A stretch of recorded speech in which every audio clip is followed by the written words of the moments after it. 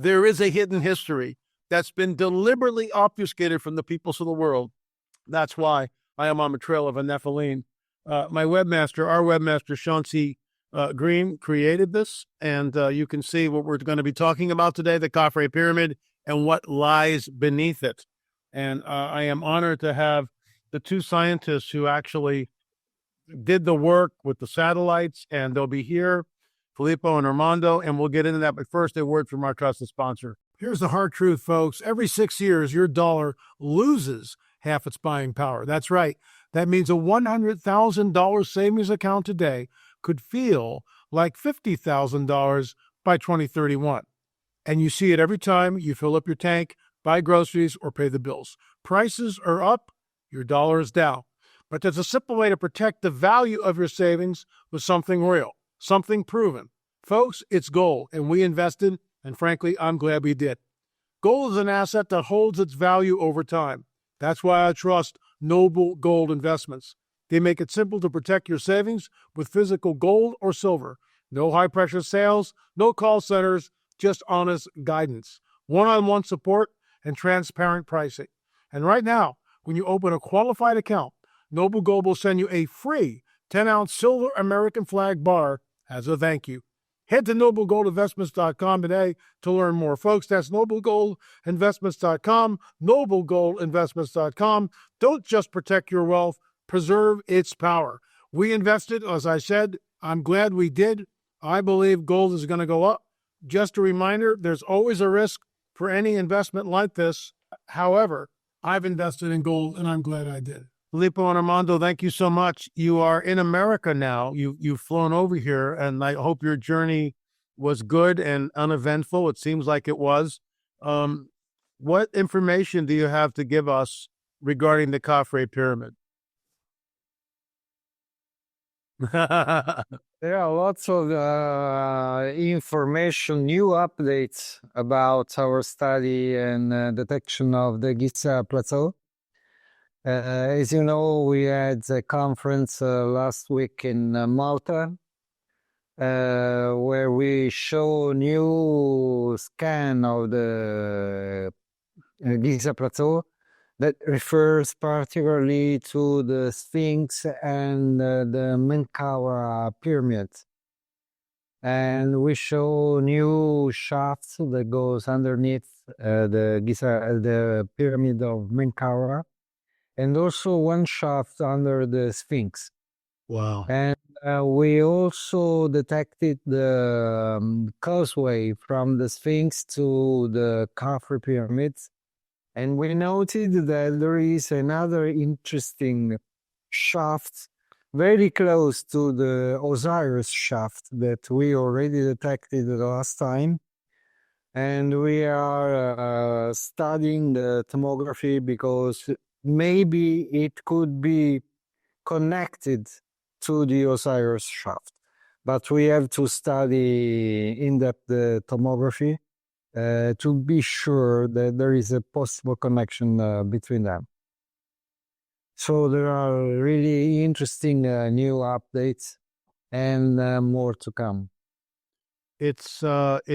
We all know that this is going to rewrite history as we know it, which is absolutely incredible.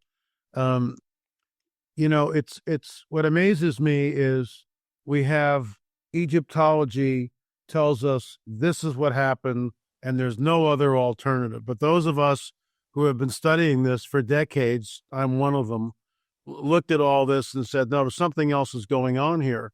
And your work is exposing that something else. Your work is showing us that, wait a minute, something lies beneath the sands and the Egyptians had nothing to do with it. Speak to that, please. Yes, since the beginning of the 19th century and along the last 2 centuries, the study of the Giza Plateau and particularly of the pyramids gave us a lot of information about the monuments and the architecture and the engineering features of the monuments that, in my opinion, don't align with the skills of the Egyptians I agree. During the Fourth Dynasty. That is why until now the pyramids are a mystery, because if the conclusions, the assumptions, the hypotheses, the theories of the Egyptologists really match with the pyramids features, the pyramids will never be a mystery. But if the quest about the pyramids is still alive, it means that something doesn't work. That is why we decide to move following new patterns of investigation, connecting the alternative and investigative, but the experimental archaeology with satellite technology. Correct. Because this is the only way to move forward in the mystery of the pyramids. And we believe that this is the only way to achieve the final results, that is to explain to humankind what happened in a very distant time. Because we are sure that the pyramids were not built during the Fourth Dynasty. There are many clues confirming our assumptions. And that is why we are studying the pyramids from a different point of view in the effort to find the key to unveil the secrets of the Giza Plateau. Well said. Let me ask you something. Has any archaeological dig begun to happen on next to the Khafre pyramid, or has any digging, any archaeological work to go underneath and to prove that that the columns, and I just want to show the audience these columns apparently, according to their work, goes down 2,116 feet. And that in itself is an engineering marvel. Could you do it in modernity? Yeah, you could do it today.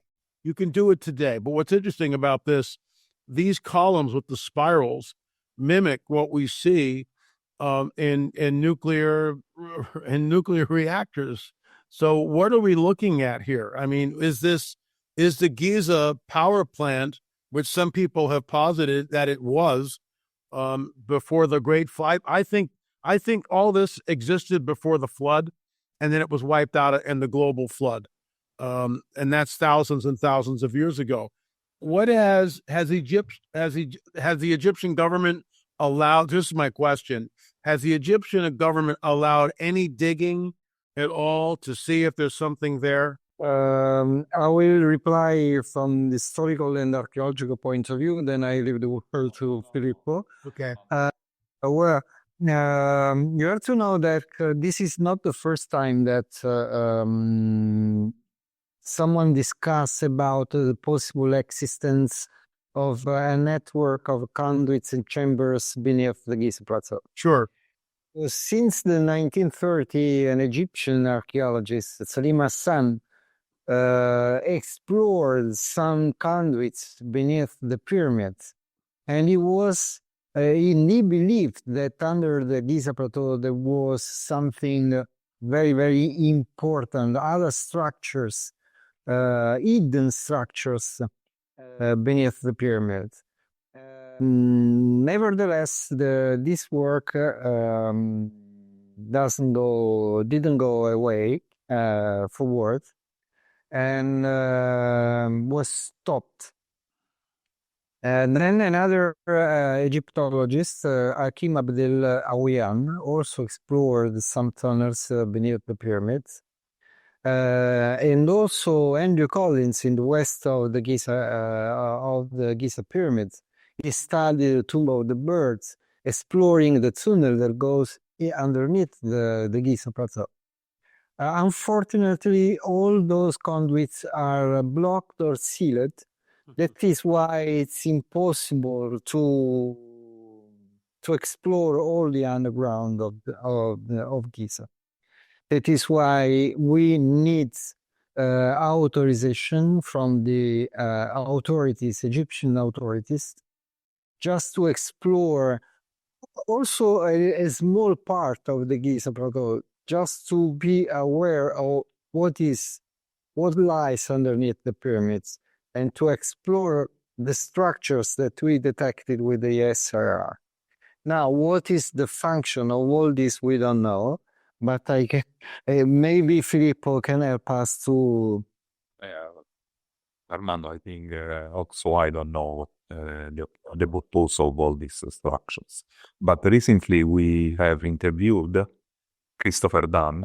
Yes. And we were very excited to interview him because we spoke about the possibility that the Giza Plateau can be used as a power plant. Mm-hmm. So there are a lot of things that we have to do. In my personal opinion, the first thing that we have to do is to finish the work on the Giza Plateau. So we have to scan other parts of the pyramids and of the Giza Plateau in order to watch better the things that we are announcing in these conferences that we are doing in all the world. We are concentrating efforts on 3 blocks of 3 main areas where there are a lot of shafts, and some of them are visible by our eyes because they are visible from the surface of the Giza Plateau. We have we will indicate 3 main areas where there are these shafts that goes down, and they are not the shafts that we found under each pyramids, but there are other conduits that are differently designed, and tomorrow we will explain how the differences that. And then once we have finished these details, we can parallelly we are working on the peer-reviewed scientific article that it is ready, and we have to arrange it a bit. So to get it perfect in order to submit it at the editor of no, it's not Tribal E, is remote sensing. We will submit it to remote sensing and NDPI remote sensing. And then we can say that the work on the Giza Plateau will be finished. And the next step, we hope to move in Egypt, and in that case, submit to the Egyptian authority a project proposal in order to have a sort of grant in order to begin excavations. That's, in my personal opinion, can be a successful procedure. So to explore personally what we have discovered now using synthetic virtual radar. You mentioned the Tomb of the Birds and Colin Andrews, and I watched that video with him. I'm also in communication with Christopher Dunn, hopefully to get him on my show, because he's written a book about the Giza Plateau was some sort of a power plant, and I agree with that. The Great Pyramid, it's and I know you guys know all this. I just want to sort of give this to my viewers because many people have never studied it. The Great Pyramid is not 4 sides, it's 8 sides, and it was optically perfect. And to construct something like that in the ancient world, I mean, we're looking at how do you even go about that? The fact that it's concave. In other words, the surface isn't flat. It's an 8-sided pyramid, the Pyramid of Giza. You've got the huge blocks of stone above the king's chamber. And then, Colin Andrews is down there in the Tomb of the Birds, and all of a sudden they shoo him out of there and they lock it all down. And this is the problem. We see this over and over and over again. And here's my question. There's a prevailing paradigm a global prevailing paradigm, which basically says, oh, the Egyptians built the pyramid, the Native Americans built all these ancient mounds and all this other stuff. The Teotihuacanos, whoever they were, built, Teotihuacan, that pyramid. They don't even know who built it. They have no idea. They make this stuff up and then they force feed it down everyone. And in academia, and you guys know this because you come from academia, you're taught one particular paradigm.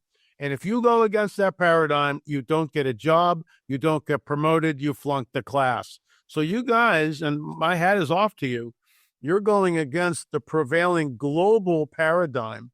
And what you're showing is that this technology that's could you do it in modernity? Could you do it now? Yeah, maybe. But look what we have. Go back thousands of years ago, none of this existed. So here's my question. You're going up against the prevailing paradigm.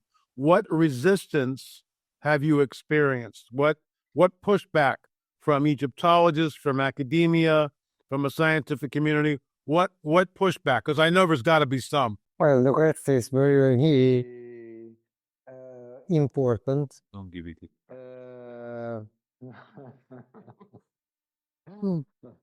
Because the discussion is very very important.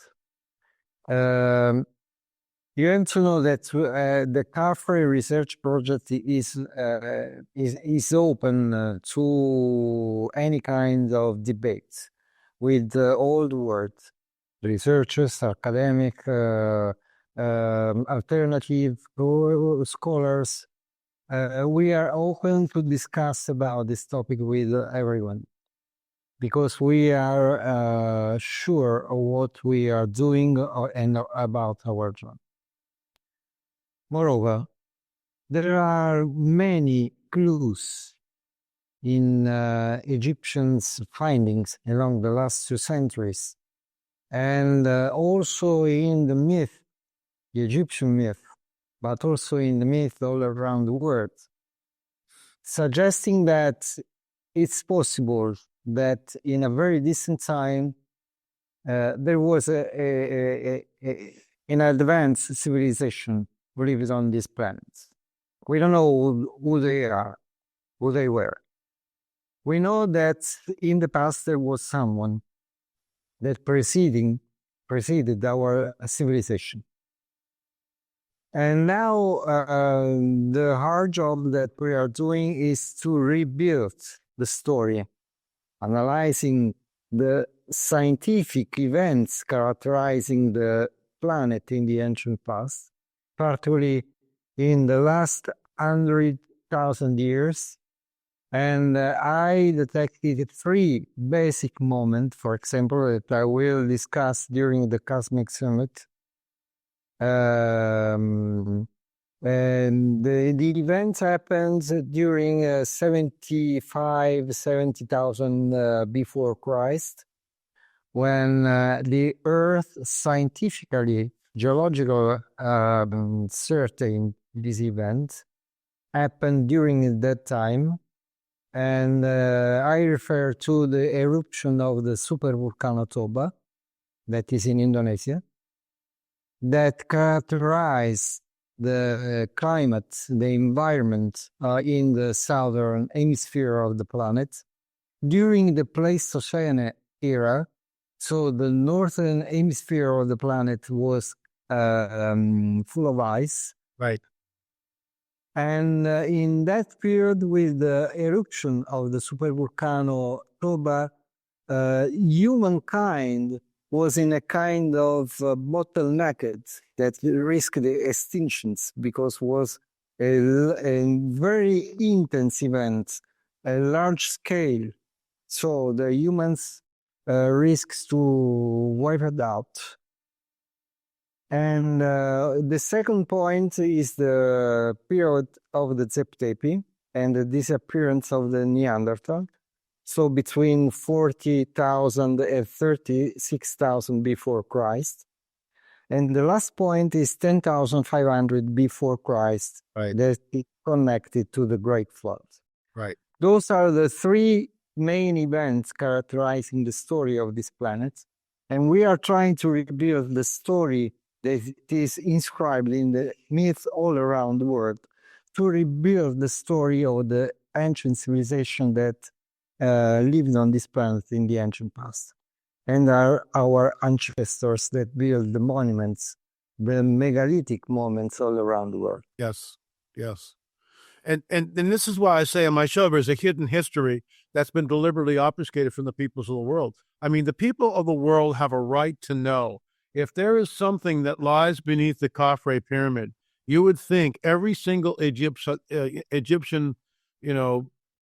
archaeologist would make a beeline of this thing. They'd be petitioning the powers that be. Let's see what's there. Are you kidding me? Let's see what's there. Instead, like the Tomb of the Birds, they seal it off, or they seal off other. So no, nothing to see here. Stay away. And we get the same thing here in the Americas, where the mounds were raided and the giant skeletons that came out of them. And there's always reports from doctors and lawyers and all sorts of people with letters that saw the giant skeletons and everything else. Oh no, nothing to see here, and it's all carted away. And we're told that we're pseudo-archaeologists. What's the truth? I mean, what's the truth? So, I mean, I really admire what you guys are doing. I know you guys must be exhausted from intercontinental travel, and you're here in the States. So I guess I got my dates wrong. How do people, is this conference this weekend? Is that what we're looking at? How do people get into that? Please let us know, because I want to blast this tomorrow far and wide. Yes, we will do the presentation, a presentation Orlando and mine. Speaking about my presentation will be technical, so and scientific. I will explain the basics of the technique that we have developed to perform the remote sensing measurements, because we are performing measurements. We have performed a lot of measurements, and the measurements are objective data, and the data are reported into tomographic slice. And just watching the tomographic slice, we do not invent anything, because it's written all into the measurements.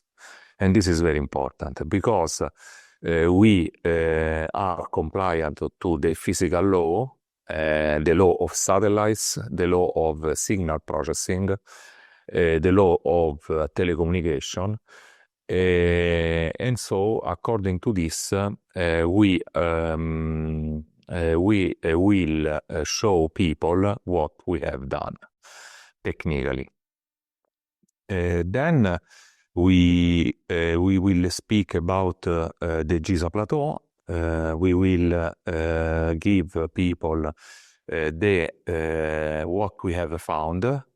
We will explain to people why we were able to build the model that you show a lot of times in this presentation. Yes, the spirals. We will see the spirals measured by the radar. That's very fine. Thank you. Yes, it's very good. It's very good, this. Yes. The height is not in scale, because the height of the tubes they are very deep. They go inside very deep. Very deep.